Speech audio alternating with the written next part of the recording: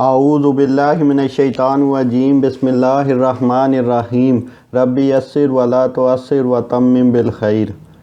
آج میں سورہ آل عمران کی آیت نمبر 180 سے 200 اور سورہ نساء کا پس منظر اور آیت 131 کے جو مضامین ہیں ان کا خلاصہ بیان کروں گا۔ سب سے پہلے سورہ آل عمران کی آیت 180 سے 200 تک۔ اس صورت میں مخاطبین اہل کتاب اور اہل ایمان سے آخری کلام اور انہیں نصیحتیں کی گئی ہیں۔ اس میں یہود کے لیے وعیدیں ہیں کہ جو اللہ کی راہ میں خرچ کرنے اور حق کی تصدیق کرنے اور ہر معاملے میں بخیل تھے، اور اس میں بخل کی مذمت ہے، اور جو ان کا یہ مال ہے قیامت کے لیے ان کے لیے وبال بنے گا۔ اور پھر یہود کے اس قول پر کہ اللہ فقیر ہے اور ہم غنی ہیں، اللہ کا ارشاد ہے کہ ہم ان کے ان جو گستاخانہ جو اقوال ہیں ان کو لکھ لیں گے، اور جس طرح انہوں نے انبیاء کا قتل کیا ہے وہ بھی ہم نے لکھ رکھا ہے، اور انہیں ان کے اعمال کا جو عذاب کا مزہ ہے وہ ہم چکھائیں گے، اور لوگوں کو ان کے اعمال کا ہی بدلہ دیا جاتا ہے، اور اللہ لوگوں پر ظلم نہیں کرتا۔ اب یہود کی عادت تھی کہ وہ فرمائشی معجزات کا مطالبہ کرتے تھے۔ انہوں نے ایک مطالبہ کیا کہ ایک ایسا نبی مبعوث ہو جو ایک قربانی آئے اور اس کو ہمارے سامنے آگ کھا جائے۔ تو اللہ تعالیٰ نے اس پر ارشاد فرمایا کہ اس طرح کے تمام معجزات انہیں دکھائے جا چکے ہیں جن کا وہ مطالبہ کر رہے ہیں، تو پھر انہوں نے کیوں انبیاء کو اس کے باوجود ناحق قتل کیا؟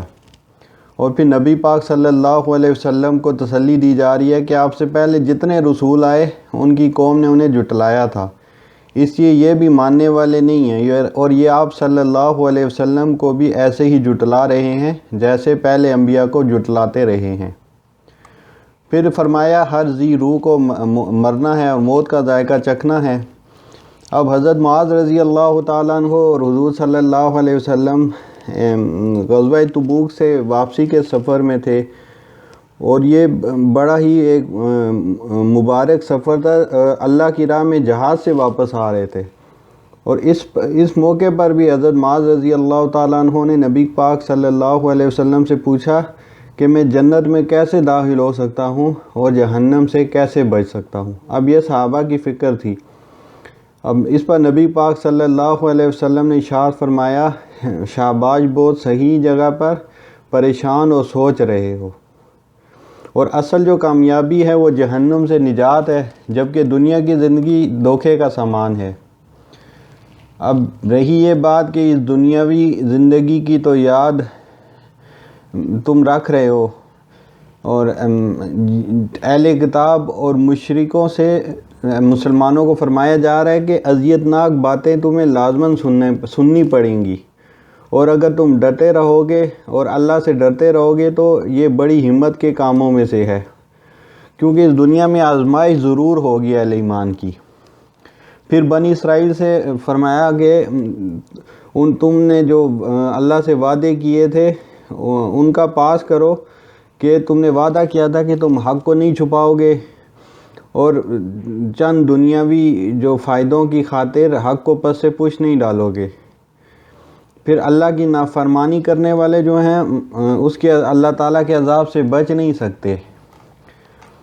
پھر اللہ تعالیٰ نے آیت 179 اور 90 میں شعوری ایمان لانے کا مسلمانوں سے تقاضا کیا ہے۔ آیت 179 میں ہے وَلِلَّهِ مُلْكُ السَّمَاوَاتِ وَالْأَرْضِ وَاللَّهُ عَلَىٰ كُلِّ شَيْءٍ قدیر، اور اللہ ہی ہے کہ سلطنت آسمان و زمین کی، اور اللہ ہر چیز پر قادر ہے۔ پھر فرمایا آیت 190 میں اِنَّ فِي خَلْقِ السَّمَاوَاتِ وَالْأَرْضِ وَاخْتِلَافِ اللَّيْلِ وَالنَّهَارِ لَآيَاتٍ لِأُولِي الْأَلْبَابِ، بے شک آسمان و زمین کا بنانا اور رات و دن کا آنا جانا اس میں نشانیاں ہیں عقل والوں کی۔ یعنی کہ اس میں اللہ تعالیٰ ارشاد فرمایا کہ کائنات کے نظام پر غور کرو اور اس کی بنیاد پر ایمان لے کر آؤ۔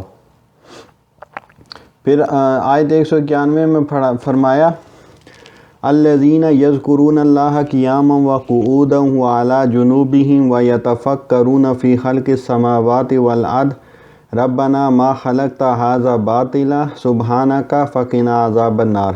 اور جو یاد کرتے ہیں اللہ کو کھڑے اور بیٹھے اور کروٹ پر لیٹے اور فکر کرتے ہیں آسمان و زمین کی پیدائش میں، وہ کہتے ہیں اے رب ہمارے، تو نے یہ عبث نہیں بنایا، تو پاک ہے سب عیبوں سے، ہم کو بچا دوزخ کے عذاب سے۔ اب شعوری ایمان کے حصول کا جو ذریعہ بتایا گیا ہے وہ ہے ذکر اور فکر کا مجموعہ۔ دنیا کے نظام میں ایک نظم ہے، انسان کی زندگی کا ایک مقصد ہے، کیونکہ دنیا کی کوئی بھی چیز اللہ تعالیٰ نے بے مقصد نہیں پیدا کی۔ پھر فرمایا کہ ظالموں کا کوئی مددگار نہیں ہے۔ پھر اہل ایمان کا ذکر کیا گیا ہے، ربنا اننا سمعنا منادیا ینادی للایمان ان آمنوا بربکم فآمنا ربنا فاغفر لنا ذنوبنا وکفر عنا سیئاتنا وتوفنا مع الابرار۔ اے رب ہمارے، ہم نے سنا کہ ایک پکارنے والا پکارتا ہے ایمان لانے کو کہ ایمان لاؤ اپنے رب پر، سو ہم ایمان لے آئے۔ اے رب ہمارے، اب بخش دے گناہ ہمارے اور دور کر دے ہم سے برائیاں ہماری، اور موت دے ہم کو نیک لوگوں کے ساتھ۔ حضرت ابو بکر صدیق رضی اللہ تعالیٰ عنہ، حضرت عبد الرحمن بن عوف رضی اللہ تعالیٰ عنہ اور زید بن عمر اسلام سے پہلے بھی دین حنیف پر تھے۔ یہ بت پرستی سے بیزار تھے، یہ سلیم الفطرت لوگ تھے، وہ جانتے تھے کہ ایک عظیم ہستی ہے جس نے یہ سارا نظام تخلیق کیا ہے، لیکن وہ ہستی کون ہے اور ہم سے کیا چاہتی ہے وہ اس سے لا علم تھے۔ پھر اللہ تعالیٰ نے آیت 194 میں فرمایا، ربنا وآتنا ما وعدتنا علی رسولک ولا تخزنا یوم القیامہ انک لا تخلف المیعاد۔ اے رب ہمارے، اور دے ہم کو جو وعدہ کیا تو نے ہم سے اپنے رسولوں کے واسطے سے، اور رسوا نہ کر ہم کو قیامت کے دن، بے شک تو وعدے کے خلاف نہیں کرتا۔ اب قیامت کے دن کی رسوائی سے حفاظت کی یہ دعا ہے۔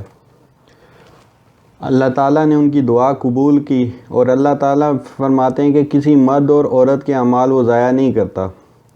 اور شعوری ایمان کا حاصل والا جو انسان ہے وہ ایسے کردار کا ہوتا ہے جو ہجرت کرتا ہے اور جہاد فی سبیل اللہ کی راہ پر چلتا ہے اور آخر کار جام شہادت نوش کرتا ہے، اور ایسوں کے لیے جنت کی یقینی بشارت ہے۔ مشرکین، مومنین اور اچھے اہل کتاب کا انجام بتایا گیا ہے کہ جو مومنین اور اچھے اہل کتاب ہوں گے اعمال والے وہ جنتی ہیں، اور مشرکین جو ہیں وہ جہنم میں جائیں گے۔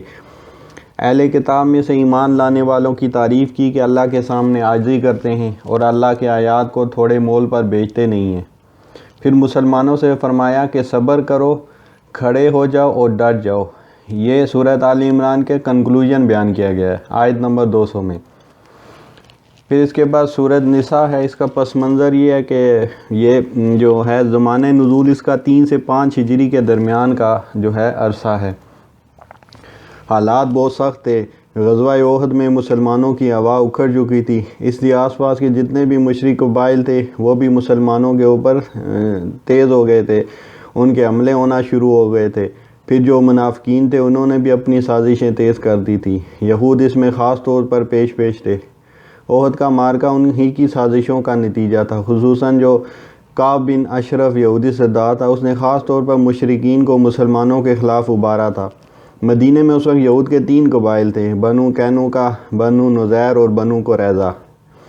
اب مشرکین بھی یہ سمجھ گئے تھے کہ مسلمان اتنی بڑی طاقت نہیں کہ جنہیں ہم شکست نہ دے سکیں، ان کا بھی کانفیڈنس بڑھ گیا تھا غزوہ احد کے بعد، تو یہ ساری مشکلات جمع ہو گئی تھی۔ غزوہ احد میں 70 صحابہ کرام شہید ہوئے، ان میں حضور صلی اللہ علیہ وسلم کے چچا حضرت حمزہ رضی اللہ عنہ بھی تھے۔ اب اس جنگ میں کیونکہ بہت سے صحابہ شہید ہوئے تھے تو اس لیے وراثت کی تقسیم کا مسئلہ کھل چکا تھا کہ ان کی وراثت کیسے تقسیم ہو، یہ مسئلہ پیدا ہوا۔ اس صورت میں وراثت کے احکامات بھی بیان کیے گئے۔ پھر صلاۃ الخوف کا حکم، غزوات ذات الرقاع 4 ہجری میں ہوا، مدینے سے بنی نذیر کا اخراج ربیع الاول 4 ہجری میں ہوا، تیمم کا حکم غزوہ بنی مستلق 5 ہجری میں ہوا۔ غزوہ احد کے بعد کے حالات اور آپ صلی اللہ علیہ وسلم کو درپیش 3 بڑے چیلنج، نئے پیدا ہونے والے اسلامی معاشرے کی نشو و نما اور استحکام، چنانچہ اس حوالے سے مزید ہدایات دی گئیں۔ اور عائلی زندگی یعنی نکاح و طلاق سے متعلق مزید ہدایات دی گئیں، یتیموں کے حقوق کا مزید تعین کیا گیا، وراثت کی تقسیم سے متعلق مزید ہدایات دی گئیں، شراب نوشی پر مکمل پابندی لگا دی گئی اور طہارت و پاکیزگی سے متعلق احکامات دیے گئے۔ اب نکاح و طلاق کے جو مسائل سورہ بقرہ میں بیان کیے گئے تھے ان کی مزید تشریح کی گئی، صحابہ کو کچھ باتیں واضح نہیں تھیں، ان کی مزید وضاحت کی گئی اور پریکٹیکل امپلیکیشن کے جو مسائل تھے انہیں حل کیا گیا۔ اب اس مارکے میں کافی لوگ یتیم ہوئے تھے، ان کی کفالت کے مسائل بھی پہلے بیان کیے گئے تھے، مزید تاکید بیان کی گئی۔ اس کے بعد جو مخصوص حالات پیدا ہو گئے ان کے حوالے سے مزید احکامات بیان کیے گئے۔ مشرکین یہود اور منافقین کی مزاحمت کا مقابلہ کرنا جو پوری شدت سے جاری تھی اور احد کے بعد صورتحال نہایت سنگین صورت اختیار کر گئی تھی، چنانچہ اس حوالے سے جہاد و قتال فی سبیل اللہ پر پرزور دعوت دی گئی اور مزید آداب سکھائے گئے۔ صحابہ خود بھی شکستہ دل تھے۔ جب بدر ثانی میں جانے کی بات ہوئی تو شروع میں تفسیر عثمانی کے مطابق 80 صحابہ تیار ہوئے تھے۔ یہ کیفیات تھی اور ان کو زائل کرنے کے لیے بہت ہی جاندار خطاب جہاد و قتال فی سبیل اللہ کے حوالے سے اس صورت میں آئے گا۔ پھر مسلمانوں سے فرمایا کہ ہر خبر کو آگے بغیر تحقیق کے نہ پھیلا دیا کرو، بلکہ جو ذمہ داران ہیں ان تک اس کو پہنچایا کریں تاکہ ایسے خام خواہ افواہ نہ پھیلے۔ اب جنگی مارکوں میں بعض اوقات پانی کا مسئلہ پیدا ہو جاتا تھا کہ پانی نہیں ملتا تھا، تو یہ مسئلہ پیدا ہوتا کہ نماز کیسے پڑھیں، تب تیمم کا حکم ہوا جو بعد میں بھی برقرار رہا۔ جنگوں میں نماز پوری پڑھنا مشکل ہوتا تھا، اس لیے اللہ کی طرف سے حکم آ گیا کہ قصر نماز پڑھ لیا کرو، اور یہ حکم بعد میں بھی باقی رہا۔ ہم سفر میں قصر نماز پڑھتے ہیں۔ اب غیر مسلم علاقوں میں رہنے والے مسلمانوں کو ہجرت پر ابھارا گیا ہے، اور ایسے مسلمان جو اس کے باوجود غیر مسلم علاقوں میں رہ گئے ان سے متعلق تفصیلی ہدایات اسلامی جماعت کو دے دی گئیں۔ یہود خصوصاً بنی نذیر کی سازشیں بہت بڑھ گئیں تو ان کے خلاف اقدام کیا گیا اور مدینے سے بے دخل کر دیا گیا انہیں، اور منافقین کی مختلف اقسام کو واضح کیا گیا اور ہر کسی سے نمٹنے سے متعلق تفصیلی ہدایات دی گئی۔ اسلامی دعوت کو مخالفت کے باوجود پھیلانا اور لوگوں کے دلوں میں راسخ کرنے کی تلقین، چنانچہ اس حوالے سے مشرکین اور اہل کتاب سے خطاب جاری رہا۔ مسلمانوں کو بلند کردار اپنانے کی تلقین کی گئی۔ مشرکین یہود اور نصارہ سب سے خطاب کیا گیا اور ان کے غلط جو تصورات تھے ان پر تنقید کر کے اسلام کی مدلل دعوت پیش کی گئی۔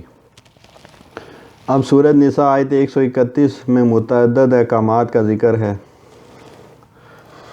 آیت نمبر 1 میں فرمایا، اے لوگو اللہ سے ڈرو، رحمی رشتوں کے حوالے سے بیان کیا گیا، اور یہ جو پہلی آیت ہے خطبہ نکاح میں بھی نبی پاک صلی اللہ علیہ وسلم نے یہ حصہ اس کا رکھا تھا۔ پھر یتیموں کے مال سے متعلق ہدایات کے اس کو ساتھ ملا کر ہڑپ نہ کر جایا کرو، اور اگر تم انصاف نہ کر سکو تو یتیم جو لڑکیاں ہیں ان سے نکاح نہ کرو، بلکہ اس کے علاوہ عورتوں سے نکاح کر لو، اور نکاح کی تعداد 4 مقرر کر دی۔ پھر عورتوں کو مہر دینے کا حکم ہے کہ لیکن اگر عورت خود چھوڑ دے تو جائز قرار دیا اس کو کہ اس کو استعمال کر سکتے ہیں آپ مرد۔ اب زیر کفالت نابالغ لوگوں کو جو ان کا مال تھا وہ نہ دینے کی ہدایت ہے کہ اس مال سے ان کی ضروریات تو پوری کی جا سکتی ہیں، لیکن جب تک وہ اس کو مال کو سنبھالنے کے قابل نہ ہو جائے وہ مال ان کے سپرد نہ کیا جائے۔ اور یتیم جب نکاح کی عمر کو پہنچ جائیں، سمجھدار ہو جائیں تو ان کا مال ان کو دے دو۔ مالدار یتیموں کو مال اپنے مال میں نہ ملائیں تو ان کے لیے بہتر ہے، اور جو غریب ہیں وہ ملا سکتے ہیں اور اس میں سے یتیم کی کفالت کر سکتے ہیں اور خود بھی کچھ استعمال کر سکتے ہیں کفالت کے عوض، لیکن یہ ہے کہ انصاف کے ساتھ کریں، ناجائز نہ کریں اس کو۔ پھر وراثت کی تقسیم کے حوالے سے مسائل بیان ہوئے، اور کہ 1/3 مال پر وصیت کر سکتے ہیں، اس سے زیادہ پر نہیں، اور وراثت کے تفصیلی قوانین بیان کیے گئے۔ پھر اللہ کی ان حدوں کی پاسداری کا حکم دیا گیا۔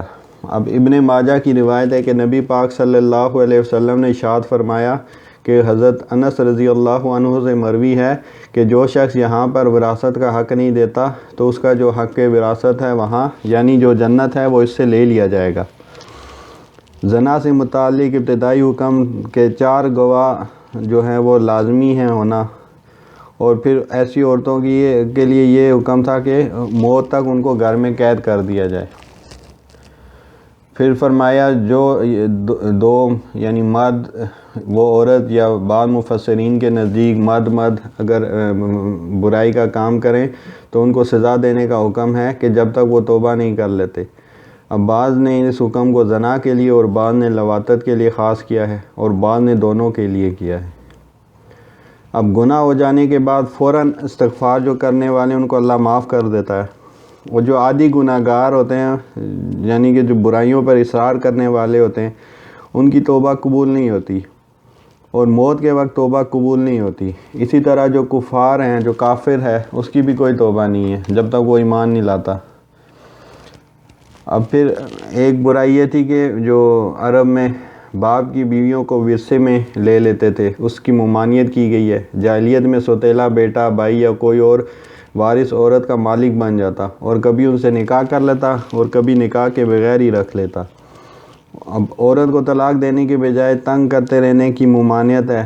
زمانے جاہلیت میں یہ معمول تھا اور اس کا مقصد یہ تھا کہ عورت خود ہی خلا لینے پر مجبور ہو جائے تاکہ اسے جو کچھ دے رکھا تھا وہ واپس لے لیا جائے اور دیگر شرائط منوائی جائیں۔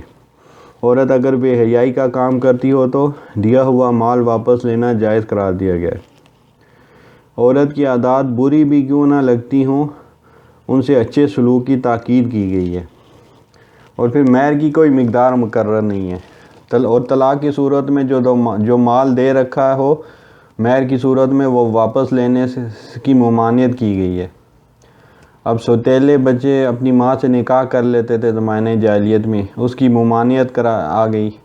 باپ کی بیوی سے نکاح کی ممانعت، کیونکہ جاہلیت میں سوتیلے بیٹا ایسا کر لیتے تھے، اللہ نے اس بے حیائی کا کام قرار دیا اسے۔ نکاح کے حوالے سے حرام رشتے یہ ہیں: مائیں، بیٹیاں، بہنیں، پھوپھیاں، خالائیں، بانجیاں، بھتیجیاں، رضاعی مائیں، رضاعی بہنیں، ساس، غیر مدخولہ کی ماں، سوتیلی بیٹی، سالیاں۔ یہی حکم زوجہ کی پھوپھی، خالہ، بھتیجی اور بانجی کا بھی ہے اور دوسرے کی منکوحہ، یہ محرم رشتہ داروں کا بیان ہے۔ اب لونڈیاں کا شادی شدہ بھی ہوں تب بھی ان سے نکاح جائز ہے، مطلب تب بھی ان سے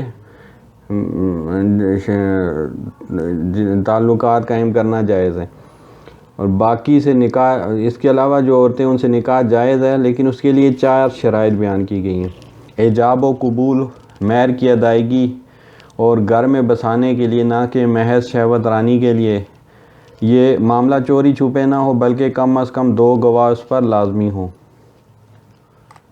آزاد عورت سے نکاح کی استطاعت نہ ہو تو بانڈی سے بھی جائز قرار دیا گیا ہے اگر اس کا مالک اس کی اجازت دے دے، لیکن باندیاں پاک دامن ہوں، بے حیا نہ ہوں۔ اگر کوئی لوندی نکاح میں آنے کے بعد بے حیائی کرے تو آدھی سزا ہے اس کے لیے، جو ایک آزاد عورت کے لیے سزا ہے اس کی آدھی سزا اس کے لیے۔ اور باندی سے نکاح کرنے سے بہتر ہے کہ صبر کر لیا جائے۔ اللہ جانتا ہے کہ تم ضعیف ہو، اس لیے اس نے تمہارے لیے احکامات کو آسان کر رکھا ہے۔ اب پھر فرمایا کہ ایک دوسرے کے مال باطل طریقے سے مت کھاؤ اور خودکشی کا ارتکاب مت کرو، کیونکہ یہ بڑا ظلم اور جہنم میں جانے کا ذریعہ ہے، اور خودکشی جو ہے گناہ کبیرہ ہے۔ پھر فرمایا کہ جو بڑے گناہوں سے بچتے رہو گے تو اللہ تعالیٰ تمہارے چھوٹے گناہ معاف کرتا رہے گا اور تمہیں جنت میں جگہ دے گا۔